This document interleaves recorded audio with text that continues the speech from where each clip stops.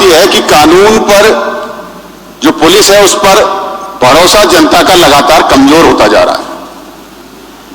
कारण यह है कि उन अधिकारियों को संरक्षण ऐसा है कि आपकी इस विधानसभा में एक एसएसपी को हटाने के लिए जिसने एक माननीय सदस्य के साथ अभद्रता करी, 19 विधायक विधानसभा से निष्कासित हो जाते हैं एक दिन के लिए, लेकिन एसएसपी नहीं हटता। किसी की मोटरसाइकिल चोरी हो जाती है, वो थाने के चक्कर काटता रहता है, मुकदमा लिख दो, मैं इंश्योरेंस तो ले लूंगा, वीडियो फुटेज भी खुद निकाल के देता है, लेकिन पुलिस मुकदमा नहीं लिखती। किसी के घर में चोरी हो जाती है, वो चक्कर काटता रहता है, पुलिस मुकदमा नहीं लिखती। अगर कोई नेता फोन करता है तो उसे धमकाते, तुम नेताओं से फोन करा रहे हो। जो भू माफिया है, जो खनन माफिया है, जो माफिया है, उन्हें पुलिस का संरक्षण है, इसीलिए अपराध बढ़ रहा है। आपके दम पर चलते हैं, आप उन्हें महीना नहीं दे रहे हैं, तो अगर आपका 2 क्विंटल भी अगर ओवरलोड है तो 1,80,000 का जुर्माना, 1,70,000 का जुर्माना। जो जुर्माना राजस्व ने डालना चाहिए, आरटीओ ने डालना चाहिए, उसे पुलिस डालती है, डराकर धमकाकर महीना बांधने के लिए तैयार करती है। इस उत्तराखंड की पुलिस भूल गई है कि पुलिस का काम क्या है। आप समझिए, जब दर्जन से ज्यादा हत्याएं जिस जिले में हो जाती हैं, 3 साल से एसएसपी को सरकार नहीं हटाती, अवैधान है, तो वहां कहां से कानून व्यवस्था बनेगी। उत्तराखंड की खटीमा सीट से कांग्रेस विधायक और नेता उप प्रतिपक्ष भूवन कापड़ी ने ग्रीष्मकालीन राजधानी गैरसैंण के भराड़ीसैंण विधानसभा में बिगड़ती कानून व्यवस्था पर सरकार के ऊपर खूब बरसे। मानसून सत्र में बोलते हुए कापड़ी ने उत्तराखंड पुलिस की कलाइयां खोल डाली। गौरतलब है कि कापड़ी विपक्ष के नेता होने के नाते अपनी बात सदन के भीतर मजबूती से रखने के लिए जाने जाते हैं, लिहाजा वे युवाओं महिलाओं की आवाज अक्सर सदन में उठाते रहते हैं। दरअसल कापड़ी ने मानसून सत्र के दौरान पुलिस की कार्यशैली पर कुछ ऐसा बोला कि उनका यह वीडियो काफी वायरल हो रहा है। चलिए अब आपको भी सुनवाते हैं, पर कमेंट्स कर जरूर जाना क्या वाकई कापड़ी की कही बातें सही हैं फिर या नहीं। का पालन करेंगे। देखिए, धन्यवाद, आपने इस लोक महत्व के प्रश्न में मुझे बोलने का मौका दिया। अभी आदरणीय यशपाल आर्या जी और आदरणीय शहजाद जी दोनों ने विस्तार से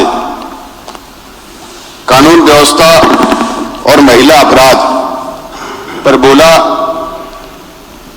बात यह है कि कानून पर जो पुलिस है उस पर भरोसा जनता का लगातार कमजोर होता जा रहा है।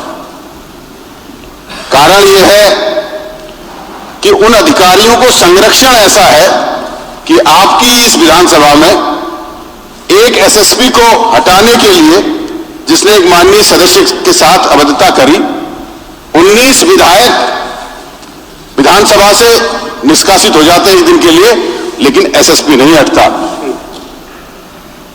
इतना संरक्षण पहली बार देखने को मिला। उधम सिंह नगर में 1 दर्जन से ज्यादा हत्याएं हो गई, लेकिन पुलिस का एसएसपी नहीं बदला। नूरजहां मामला, एक 32 साल की हमारी बहन जो 10 दिन से गायब थी, तस्लीम जहां जो 10 दिन से गायब थी, मां बाप थाने के चक्कर काट रहे थे, पुलिस कुछ नहीं कर रही थी।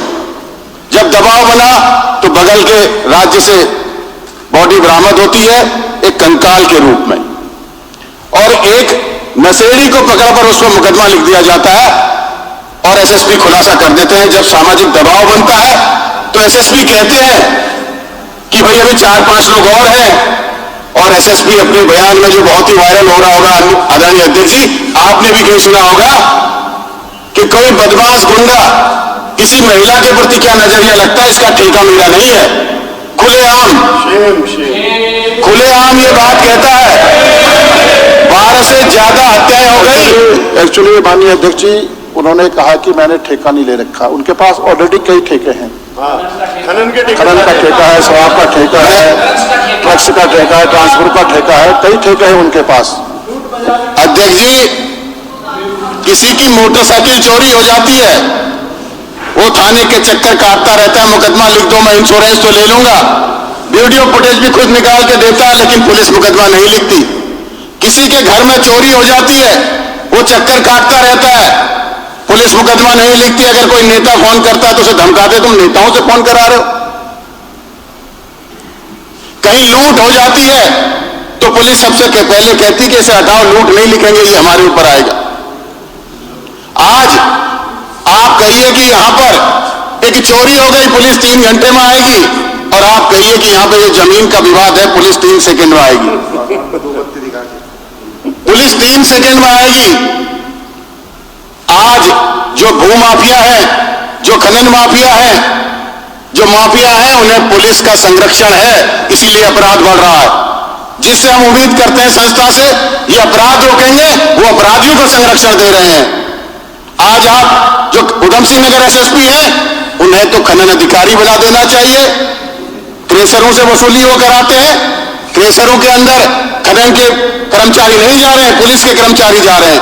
सही बात। आम भाषा में आज ये बात है, आम भाषा में जनता के बीच में ये बात है कि हरिद्वार में खनन एसएसपी देख रहा है, उधम सिंह नगर में खनन एसएसपी देख रहा है। आप ये समझिए जो काम राजस्व का है उसे पुलिस कर रही है। आपके दम पर चलते हैं, आप उन्हें महीना नहीं दे रहे हैं, तो अगर आपका 2 क्विंटल भी अगर ओवरलोड है तो 1,80,000 का जुर्माना, 1,70,000 का जुर्माना। जो जुर्माना राजस्व ने डालना चाहिए, आरटीओ ने डालना चाहिए, उसे पुलिस डालती है, डराकर धमकाकर महीना बांधने के लिए तैयार करती है।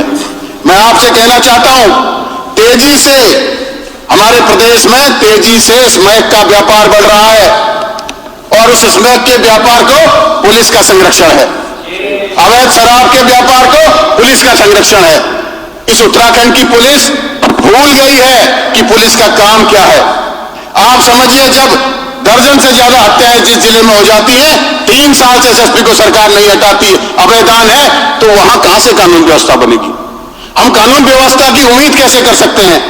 हमने और सरकारें भी देखी, एक घटना होती थी तो पूरा जिला प्रशासन बदल जाता था। यहां हल्द्वानी में इतनी बड़ी घटना हो गई, 150 लोग जेल गए, लेकिन एक भी अधिकारी पर, एक भी कर्मचारी पर कोई कार्रवाई नहीं हुई।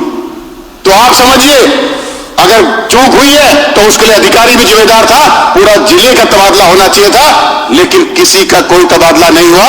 अधिकारियों को जो भ्रष्टाचार है और जो कानून व्यवस्था लचर होती जा रही है, कहीं ना कहीं सरकार का नेतृत्व जो है कहीं ना कहीं कमजोर हो रहा है, उनका संरक्षण है वो।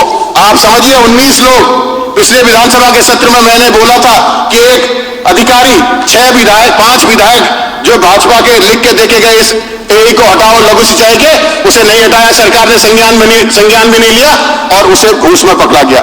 हमने कहा जिला आबकारी अधिकारी उधम सिंह नगर ने जो है घोटाला किया है, 10 फर्जी बैंक गारंटी लगी है, ना ठेकेदार पे मुकदमा, ना जिला आबकारी अधिकारी पे मुकदमा, सरकार ने संज्ञान नहीं लिया। कमिश्नर की रिपोर्ट में दोषी था जिला आबकारी अधिकारी, सरकार ने संज्ञान नहीं लिया, वो भी विजिलेंस ने पकड़ा, वो भी जो है कि पैसे वसूलते हुए जेल गया। सरकार इस हाउस में अगर कोई भी माननीय सदस्य कोई बात गंभीरता से कह रहा है, उस पर कहीं कोई कार्रवाई नहीं कर रही है, कोई कार्रवाई नहीं कर रही है। पुलिस के अधिकारियों को मैं तो कहता हूं 13 रत्न 13 जिलों के एसएसपी, 13 रत्न है सरकार के। आज सरकार अगर नेता के नेतृत्व की दिशा से आंखों से देखना शुरू कर दे कि कौन अधिकारी सही है, कौन गलत है, भले ही वो अपने दल के माननीय सदस्य की बात से सुन ले कि कौन अधिकारी ठीक है, कौन गलत है, कौन जो है कि कानून व्यवस्था को ध्वस्त कर रहा है, तो इसमें कानून व्यवस्था सुधर जाएगी। लेकिन जब तक सरकार का संरक्षण सीधे सीधे अधिकारियों को रहेगा, तब तक ये कानून व्यवस्था नहीं सुधरने वाली। आपने इस लोक महत्व के विषय में मुझे बोलने का मौका दिया, इसके लिए मैं आपको बहुत बहुत आभारी हूं।